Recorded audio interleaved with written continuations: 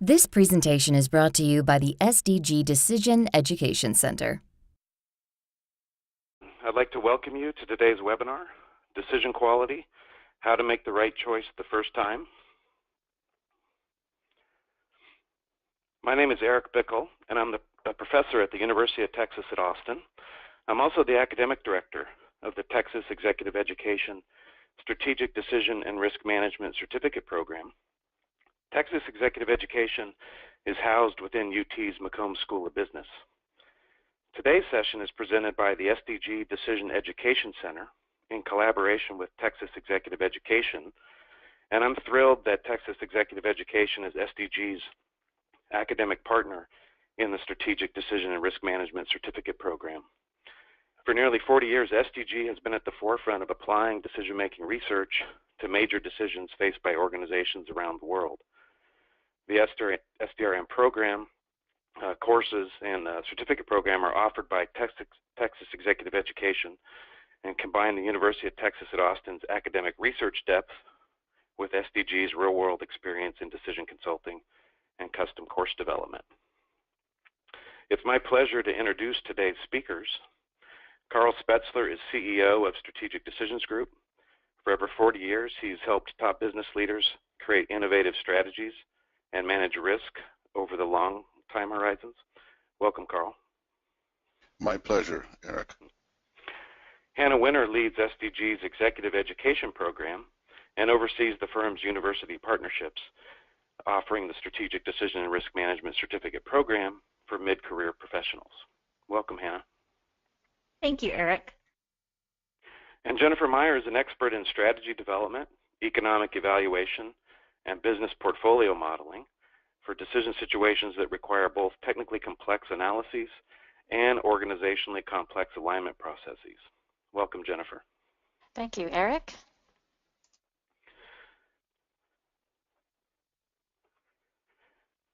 As you can see here, I'm advancing to the next slide.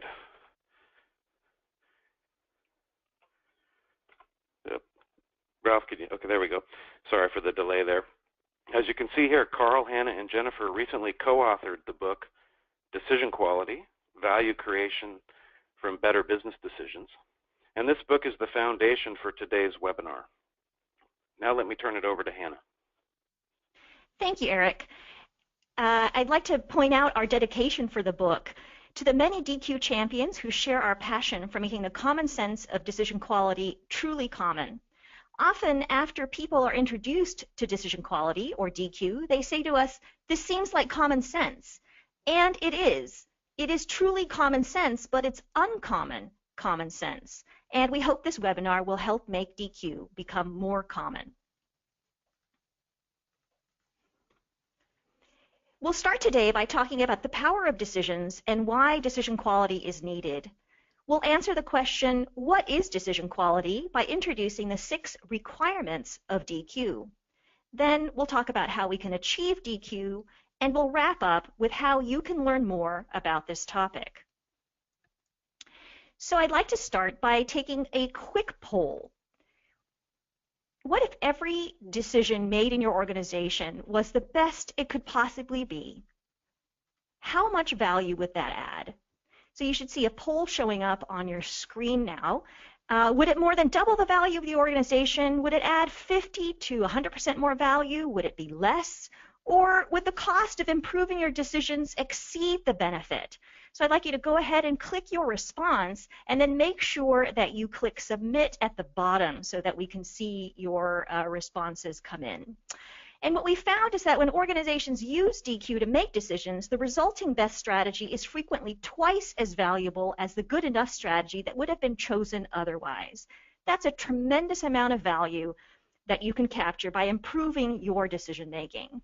So let me show you the results, and it looks like there's kind of an even split across the top, that many of you think you could add some significant amount of value.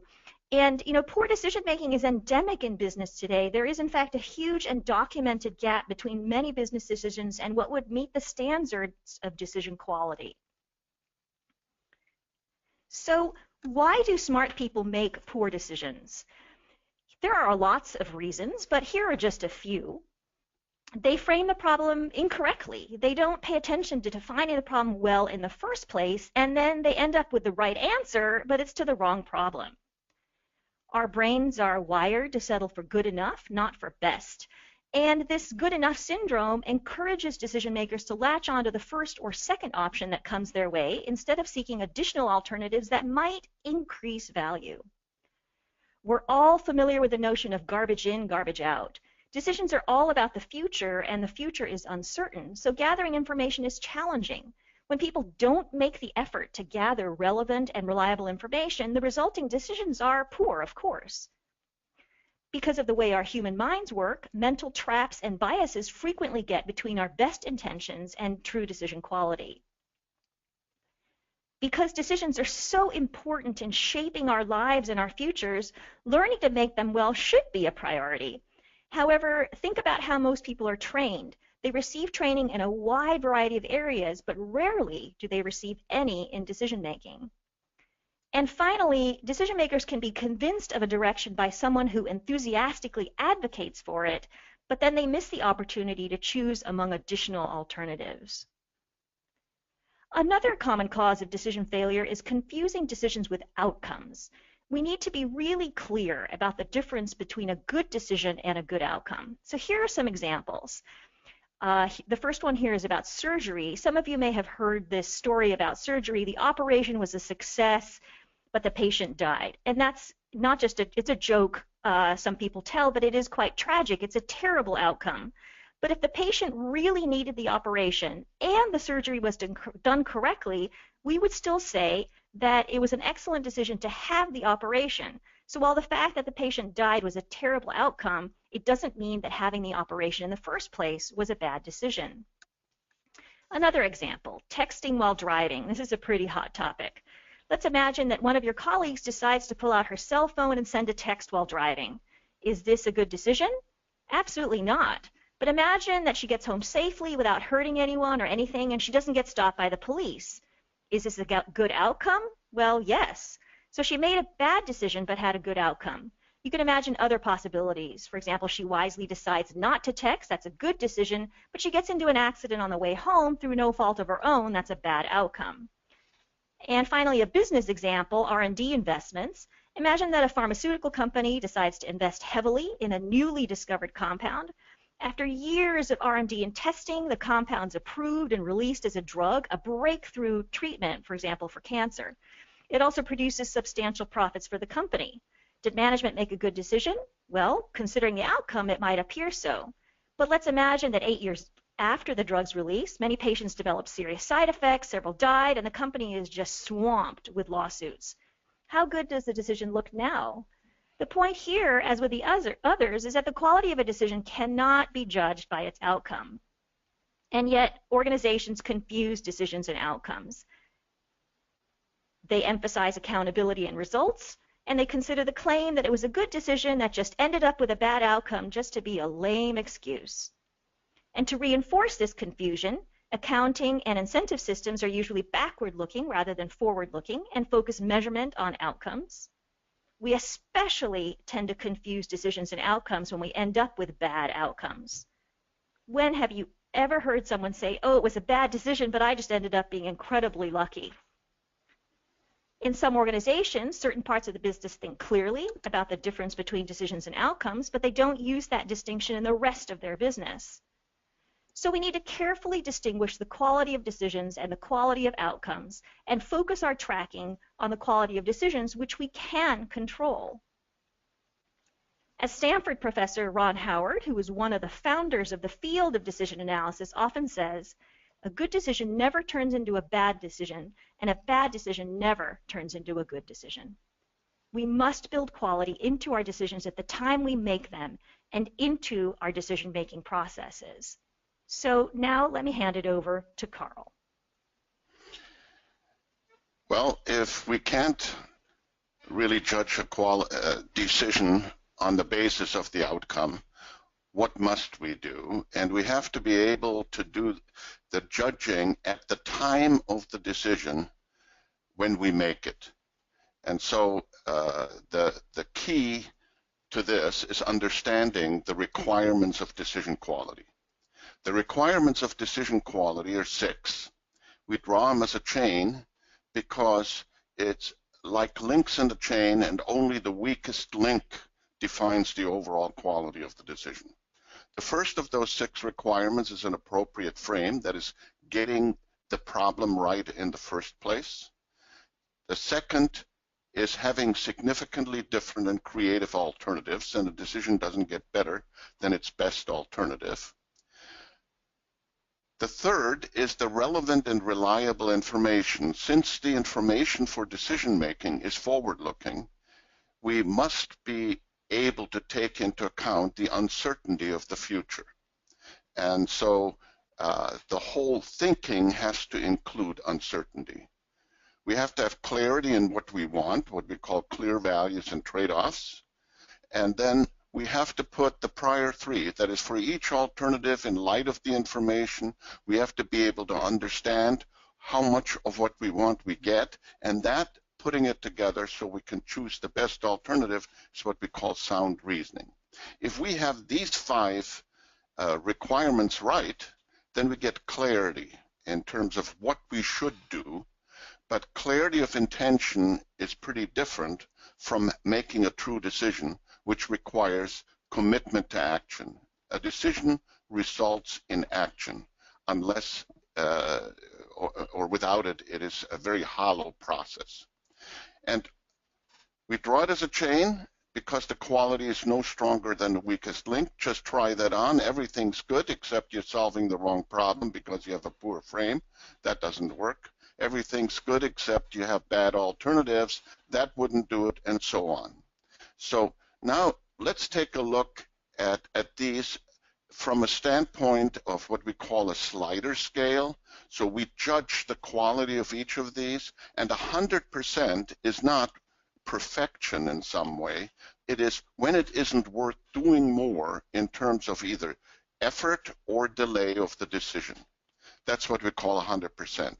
So you don't get into paralysis by analysis by getting sound reasoning right. You get to 100% where enough analysis to create clarity and be sure about what alternative is the best choice for you. And it's just not worth doing more. Let's take a look at each of those elements in just a little greater detail. For appropriate frames, we want to be working on the right decision. And that's not as simple as it sounds. I like to use the example that my wife once came in to me and said, "Carl, I think it's time to repaint and recarpet our house." And I looked around, made sense. And then I responded and said, you know, we're going to be empty nesters. Maybe we should do a little remodeling of the kitchen and the playroom. And that led us to more thinking. Then we hired an architect, and it got so expensive that we looked at other homes. And pretty soon we were talking, well, so what are we going to do with the rest of our lives? Well, decisions come so interconnected. They're almost like spaghetti. You pull out some and out comes the whole bowl. You have to tease them apart and come to the clarity of what is the decision we need to make now. That means we have to be clear about our purpose, about the defined scope, the boundaries of the decision, and we have to take a conscious perspective. Most often our assumptions are unconscious, and so we don't become clear about what we're trying to solve. And then we have to solve the decision or go after it in the right way with the right involvement of others. A lot of things can go wrong, the wrong people, wrong perspective. Most people just plunge in and don't think clearly about the frame. There's a lack of focus, or the focus is too broad or too narrow. So in terms of alternatives, what we want is both creativity and we want doability. But don't start with doability first. Make sure you're getting a broad enough stretch that you have significantly different alternatives. And then you want them to be comprehensive. That is, if you choose that alternative, you've set all the things you want, the price and the market focus and so on. So you really say, okay, I have a decision that's clear in terms of what I need to act on. Ultimately, a good alternative is compelling. You look at it and you say, it's good enough, I can't not consider it. And there are many failure modes, that we have no alternatives. There's a delusion on what's feasible, that we only work in our own comfort zone, or we miss a great alternative. So in terms of information, because decisions are forward-looking, we have to look back for good data and look forward, including uncertainty, the limits of what we know. And that combination from trusted sources gives us the right kind of information. We have to use effective assessments to overcome human nature and biases, and ultimately we have to make sure that the information we have is material to the decision. Again, lots of failure modes. You focus only on what we know, ignore uncertainty, fall victim to biases, and often we miss the interdependencies between different parts of the decision. When we go to what we truly want, which is the values, what we want to include is focus on value creation. Decisions are all about a means to create more value. You don't want decision quality for its own sake. You want to create value with making better decisions. You want explicit statements of the value metrics, and you want consistent and conscious trade-offs among the value metrics, especially if you have multiple things you truly want. And the failure modes would be neglecting key players in this, in setting those decision criteria, the stakeholders, or lack of clarity and communication, ignoring intangibles, often double counting risk by putting it both into the discount rate and then considering it explicit in risk preference. Let me turn it to Jennifer to continue with the requirements of decision quality. As Carl mentioned, as we work our way through a decision problem and we understand the frame, we're thinking about our alternatives, our information and values, it's sound reasoning that's going to help us pull it all together and understand which of our alternatives gives us the most of what we want.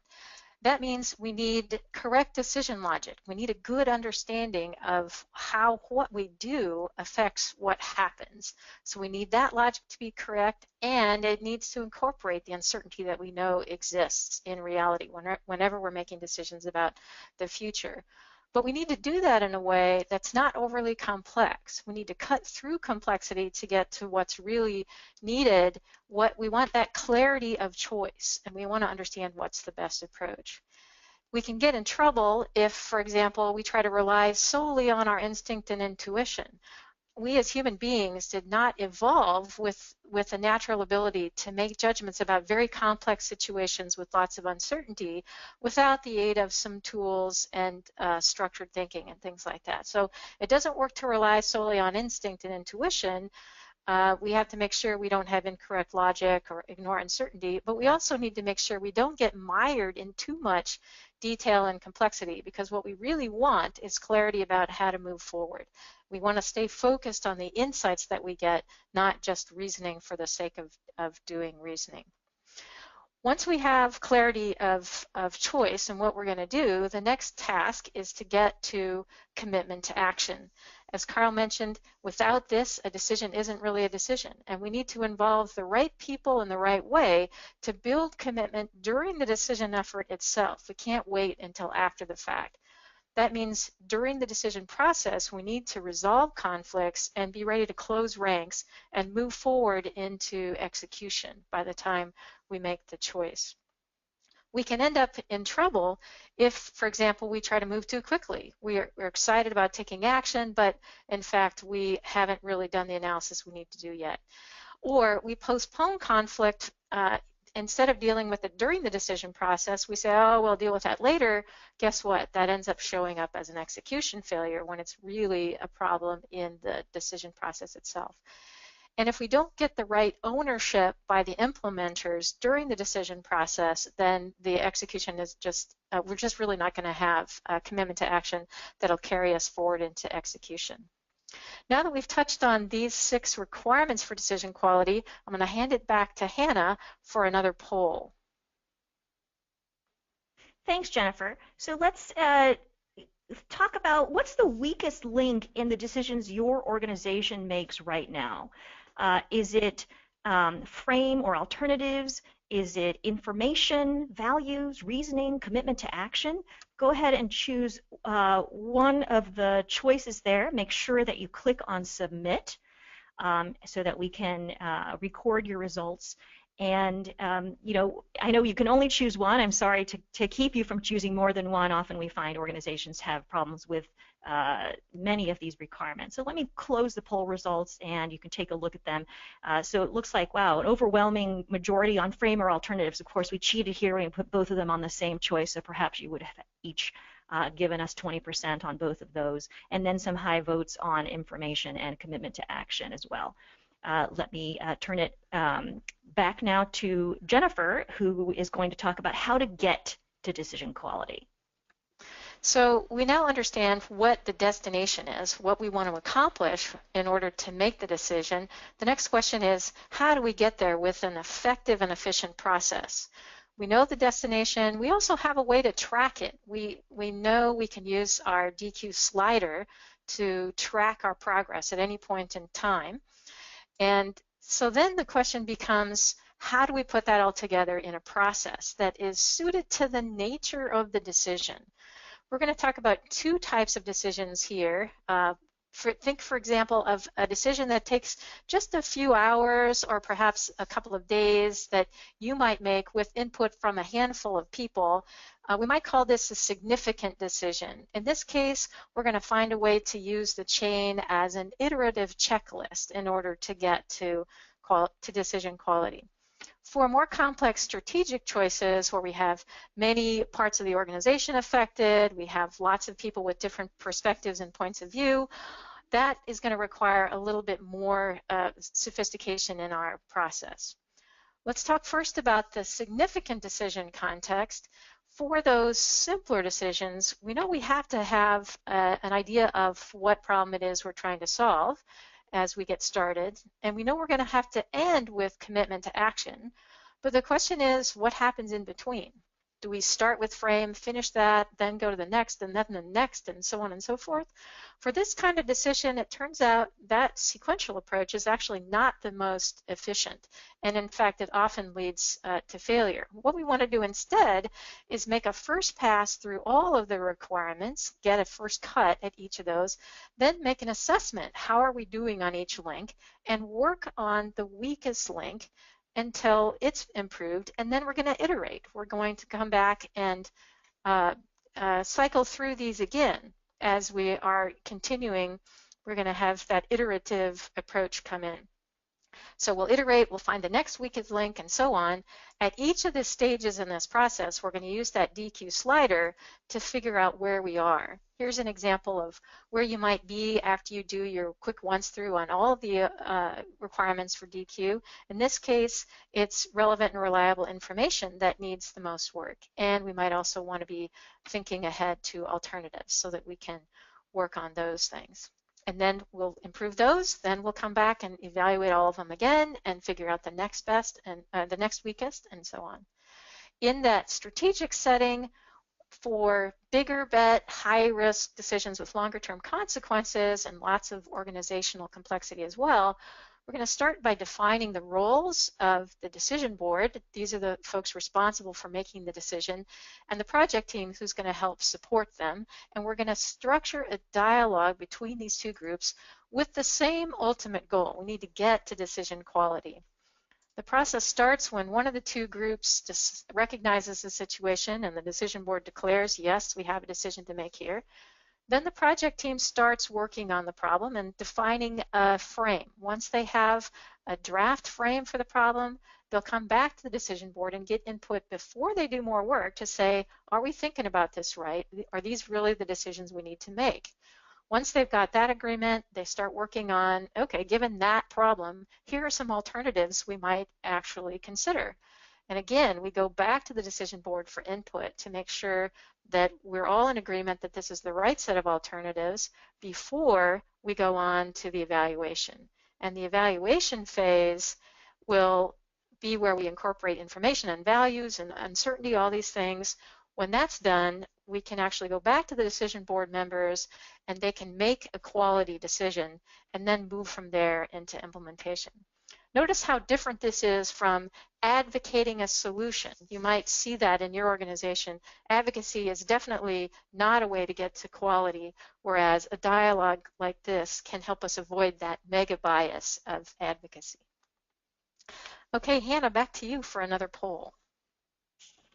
All right, thanks, Jennifer. So in your decisions, how much room for improvement do you have? Do you use decision quality in all of your decisions or most? Do you still have a long way to go? Or, you know, it would be a big change and in the way that you currently do business. So go ahead and click your choice and then make sure you click submit. And it looks like a lot of your responses are in, so I'm going to go ahead and show you the results.